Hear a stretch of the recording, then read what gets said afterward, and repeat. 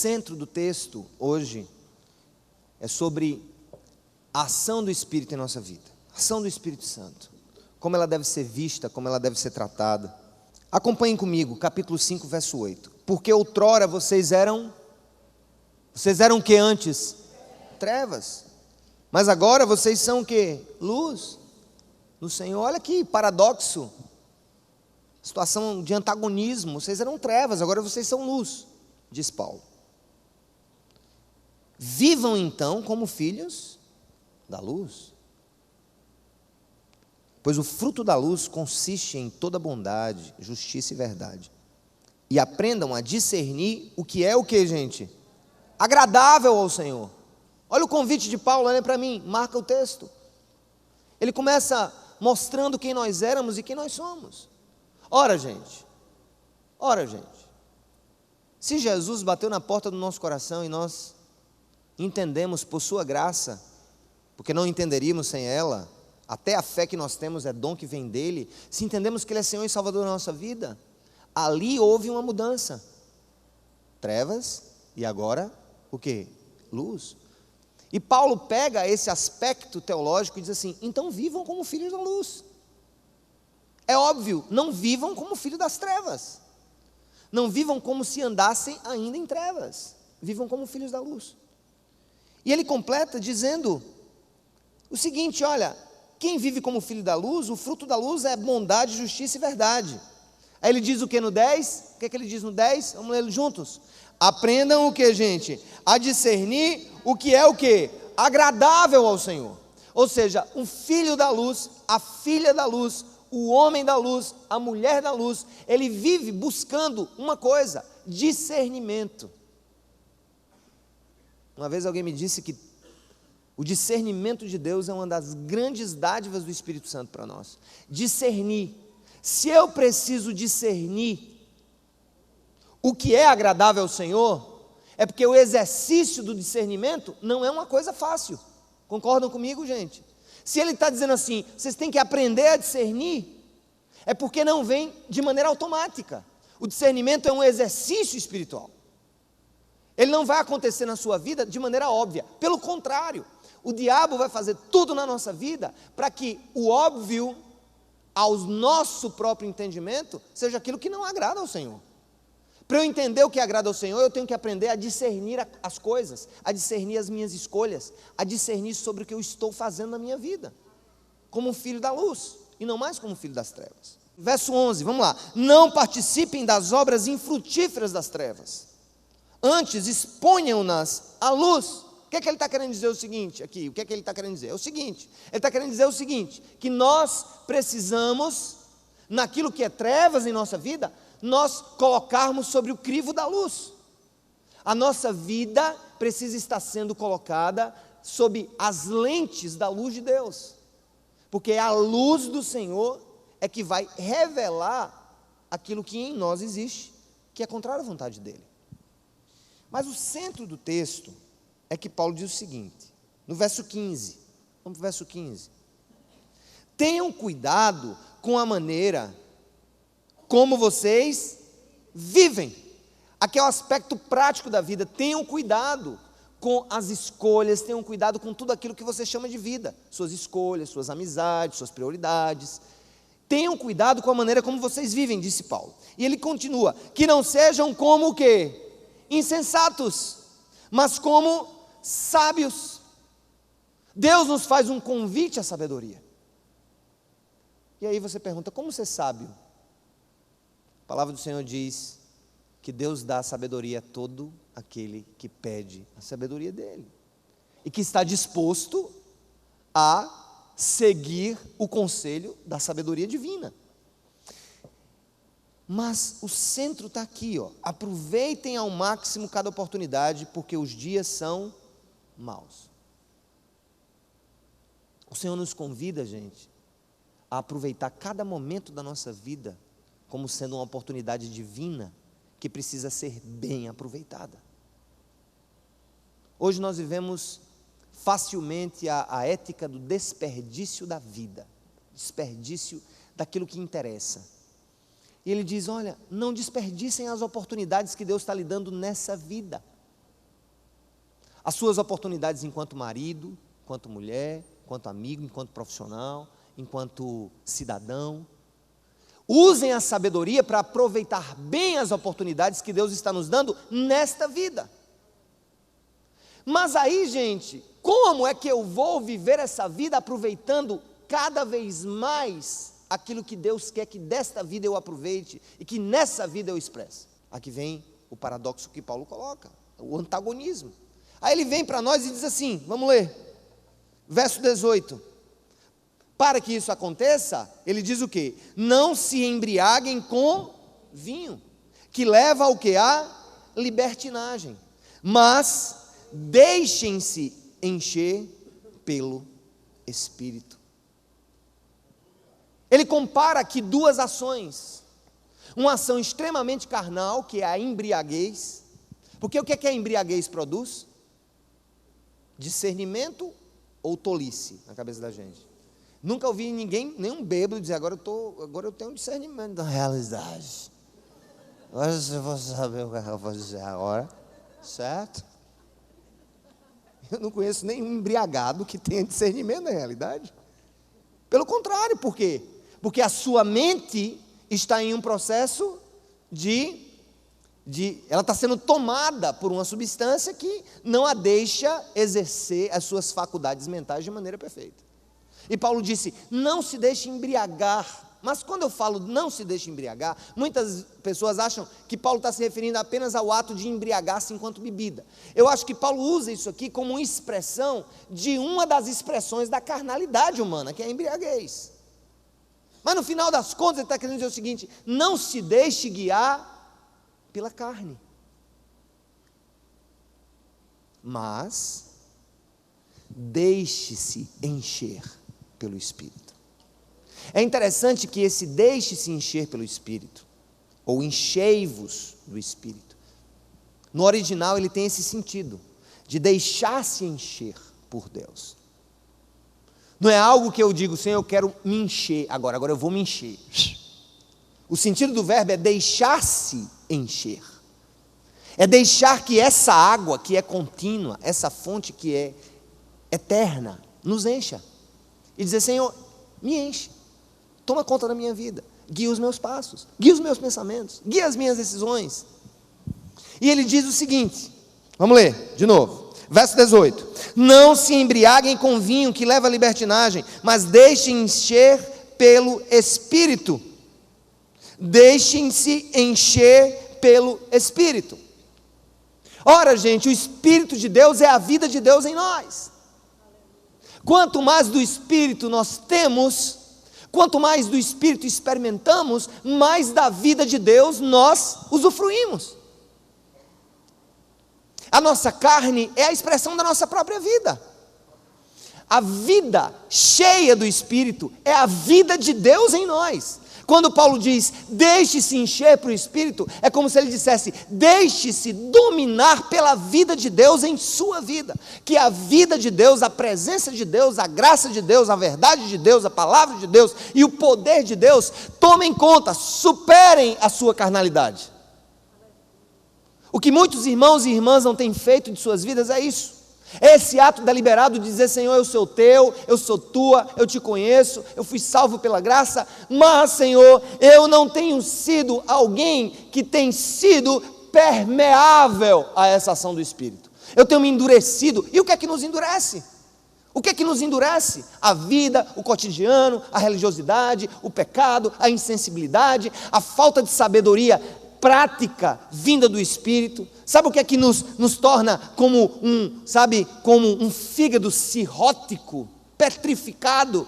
É exatamente isso, esse afastamento, essa vida que vai sendo levada, apenas no ritmo do cotidiano, de um dia atrás do outro.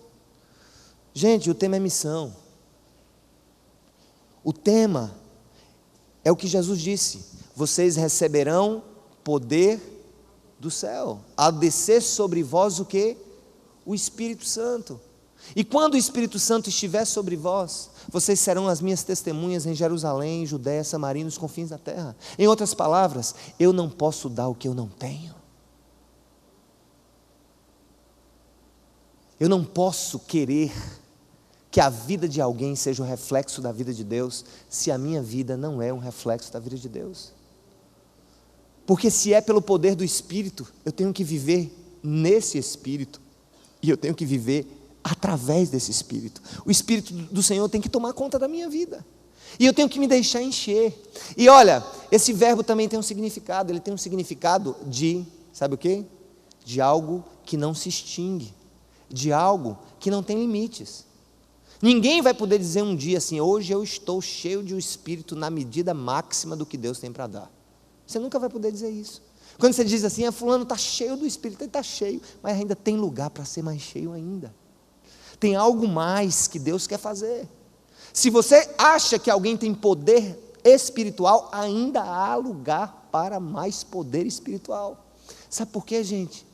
Porque Deus não nos trata como um vaso inerte, paralisado, pré-determinado em sua capacidade de recebê-lo. Quanto mais eu me deixo encher pelo Espírito, isso significa não me conformar com esse tempo, isso significa remir o tempo porque os dias são maus, isso significa querer a vontade de Deus. Deus vai dando mais, e Ele vai dando mais, e Ele vai dando mais, e Ele vai dando mais, e não há limite. E não há limite, não há limite. E olha, é esse fluir em nós, em que nós recebemos do Espírito e damos para a missão aquilo que nós recebemos do Espírito. E aí nós falamos daquilo que a nossa vida está cheia. Tem um ditado popular que diz que a boca fala, não é isso? A nossa vida será poderosa nos efeitos, à medida em que o Espírito Santo for tomando conta mais e mais da minha vida. E o que é que impede isso? A carnalidade. Paulo mostra que o paradoxo, o contrário, o antagônico do agir do Espírito é o agir da minha carne.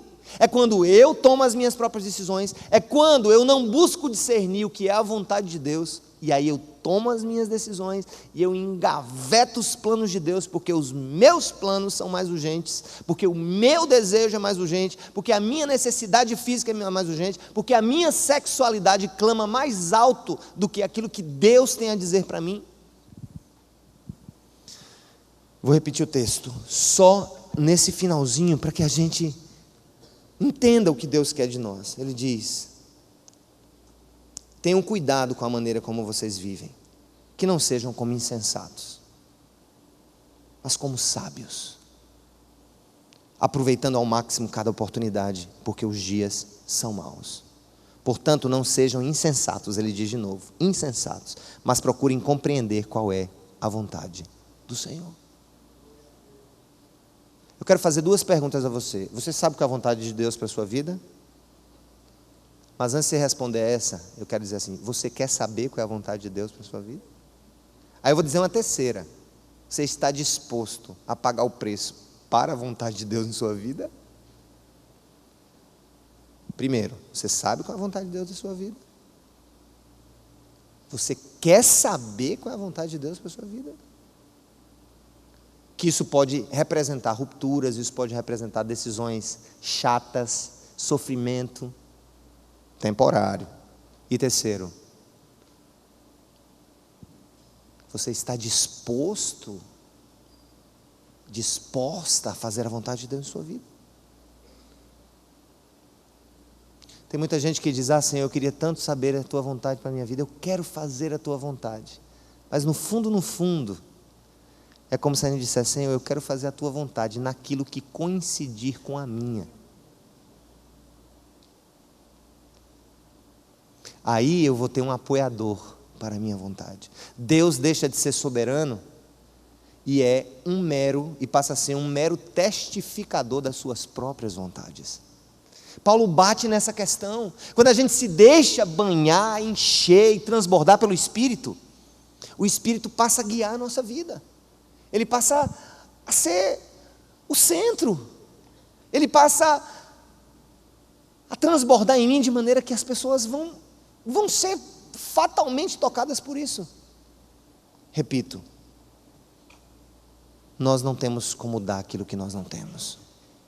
Nós não temos como querer que as pessoas experimentem aquilo sobre o qual nós falamos, mas que nós não experimentamos. Gente, por que essa mensagem, eu creio que o pastor Edson colocou nesse livro, nesse momento? Porque não adianta estar disposto a fazer a obra de Deus se eu não sou cheio do poder de Deus. Não adianta eu querer realizar alguma coisa espiritual se eu não estou transbordante, pegando fogo, tocando fogo da presença de Deus em minha vida. Porque é isso que faz com que as coisas andem. O mundo espiritual, ele é movido por questões espirituais. Vai chegar um dia, quando você disser assim, olha, eu estou cheio o suficiente, hoje eu tenho o suficiente. Escuta, quem disser que já tem o suficiente de Deus em sua vida, esse vai secar, vai secar, vai secar, vai secar, vai secar, vai secar. E quando ele perceber que não tem mais nada, ele já vai ter perdido infinitas oportunidades de Deus na sua vida. Essa impressão que a gente tem que está completo, uma igreja do Apocalipse viveu isso. Vamos abrir? Vamos abrir Apocalipse. Versículo 14, do capítulo 3 do livro de Apocalipse. Uma igreja que vivia esse senso de autossuficiência, não precisava mais de nada. Olha o que é que Deus escreve, inspirando o apóstolo João. 3, verso 14. Ao anjo da igreja em Laodiceia, escreva: essas são as palavras do Amém, a testemunha fiel e verdadeira, o soberano da criação de Deus. Conheço as suas obras, sei que você não é frio, nem é quente. Melhor seria que você fosse frio ou quente. Assim, porque você é morno, não é frio nem quente, estou a ponto de vomitá-lo da minha boca. E você diz: estou rico, adquiri riquezas e não preciso de nada.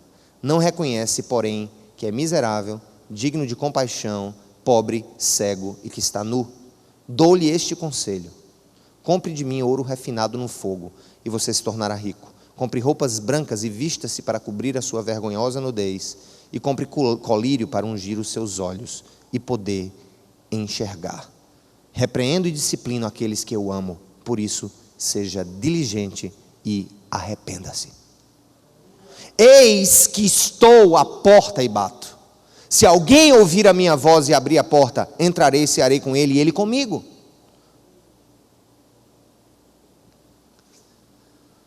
A igreja de Laodiceia, ela tinha a síndrome do já tenho bastante. Já conheço bastante de Deus, não preciso mais de nada, já tenho a minha salvação, não preciso mais de nada, estou tranquilo, não preciso mais de nada. Tenho a minha vida devocional, não preciso mais de nada. E Deus está dizendo assim: você é pobre, cego e nu. Compre roupas para se vestir, compre o meu ouro para enricar, e compre meu colírio para abrir os seus olhos espirituais. E entender que você precisa mais de mim, e você precisa sempre de mim, e nunca haverá limite para o que eu tenho a dar para você. E é interessante que as pessoas erroneamente usam esse texto, eis que estou à porta e bato, como se Deus estivesse falando das pessoas que não o conhecem. Você já ouviu esse texto? Sendo usado com propósitos evangelísticos? É o maior erro teológico. Esse estou à porta e bato não é para o descrente, é para a igreja. Não é para quem não conhece ao Senhor, senão ele não tinha escrito a igreja. E só há a igreja do Senhor, porque a igreja do Senhor, a gente pega esse texto e usa para o descrente. Como se o descrente estivesse achando que tem tudo. Não, é para nós. A mornidão aqui é da igreja, não é do descrente. E o bater na porta é o Senhor Jesus batendo na nossa porta, dizendo assim: ó, eu quero entrar, eu tenho mais para lhe dar, eu quero fazer outras coisas. Você não tem tudo que você acha que é suficiente, eu quero dar mais, eu quero te encher mais, eu quero, sabe, eu quero transbordar mais na sua vida, mas você acha que já tem tudo.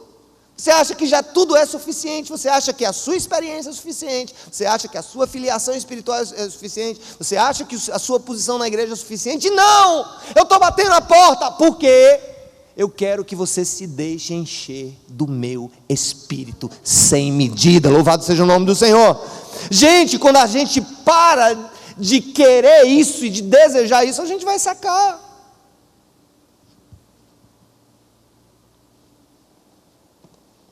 Aquela velha história do mar morto, né?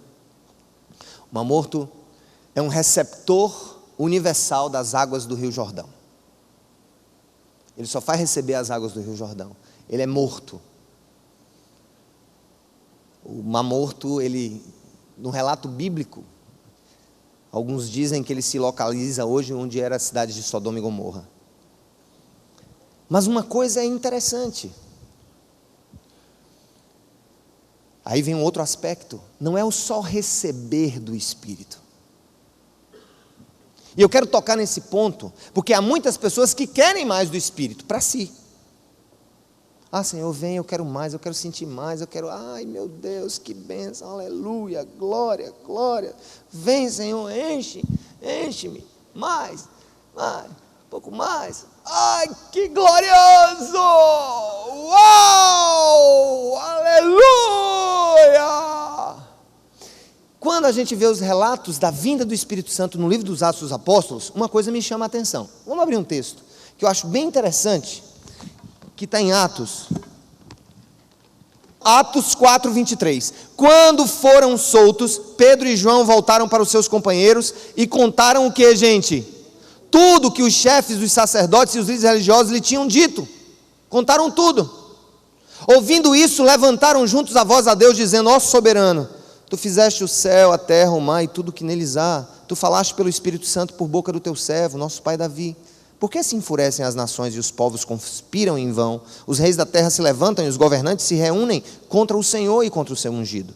De fato, Herodes e Pôncio Pilatos reuniram-se com os gentios e com o povo de Israel nessa cidade para conspirar contra o teu santo servo Jesus, a quem ungiste.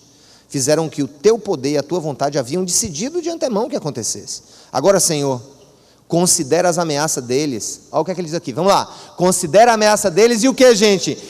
E o que, gente? Eu quero ouvir. Ah, não, acho que eu estou lendo a Veja aqui, ninguém está me acompanhando, vamos lá.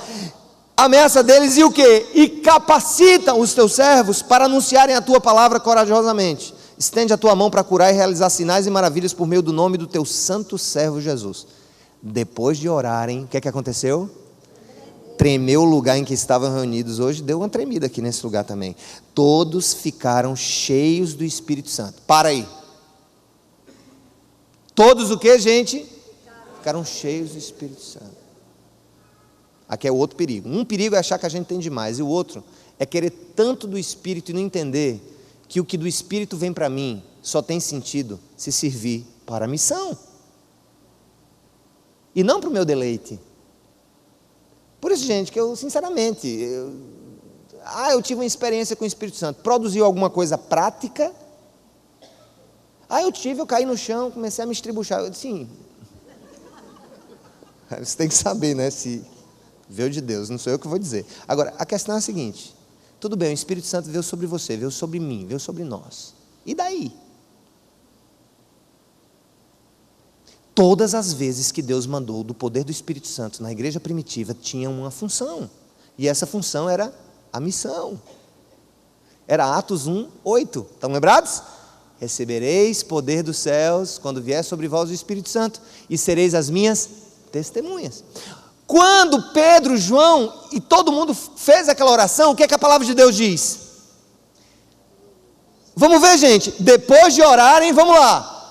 Tremeu o lugar em que estavam reunidos. Tem gente que só quer essa parte do tremor. Todos ficaram cheios do Espírito Santo. Tem gente que quer o Espírito Santo, mas olha o porquê. Para o que, gente? O que é que aconteceu depois que tudo isso aconteceu? E anunciavam corajosamente a palavra de Deus. Ou o Espírito Santo que me enche produz missão, ou eu estou apenas brincando de coisas espirituais. E aí eu vou ser muito chato agora. Ou possivelmente a experiência que você teve não foi com o Espírito Santo. Me desculpa a sinceridade, eu sou meio arisco e afoito com essas coisas. Se a vinda do Espírito Santo na minha vida, se o deixar-se encher dele em minha vida, não produzir atos de missão,